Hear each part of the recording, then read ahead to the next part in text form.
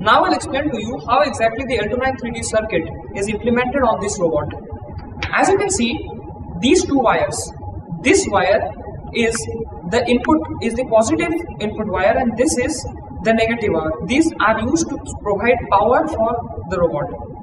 You can see these wires split into two. One of them goes into the L293D circuit, whereas the other goes into the Atmega 16. Now I'll show you how this power is utilized on the Atmega 16 board. You see, here is the input for the Atmega 16 board, this one. This input goes into this IC. This IC is known as the 7805. The 7805 provides 5 volt supply to the microcontroller. Now we use this 5 volt supply to provide 5 volt for the L293D as well. You can see this wire is connected directly from the output of the 7805 to the power supply of the L293D.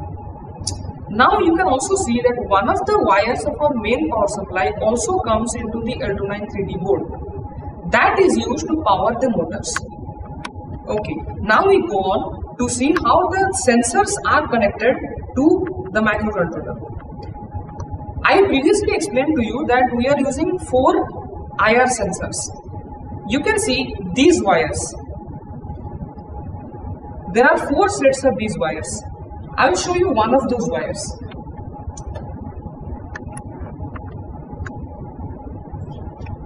You can see this wire consists of one red, one black and one yellow wire. Always remember that the red wire corresponds to VCC, the black corresponds to the ground, and the yellow corresponds to the data. Now this thing can be directly connected to port D. Here I have connected it to port D6. Let me just connect it. Always remember that the data pin has to be closer to the Atmega 16 in this particular development board. The development board itself provides power to this sensor module. Okay, I'll just connect this back. Now I'll show you the other thing. Here, in port A of the microcontroller, I have 4 wires coming out. I'll just take this out and show it to you. You can see 4 wires coming out. These wires go into the input of the L293D. Now, when I set a particular pin on my microcontroller high, the corresponding pins of the L293D also go high, and hence the corresponding pins of the output of the L293D also go high. Now, where do these outputs of the L293D go? Yes, you are right.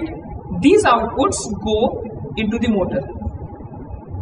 These are the set of wires, and as you can see, they go directly into the motor. Okay, now let me just connect this back.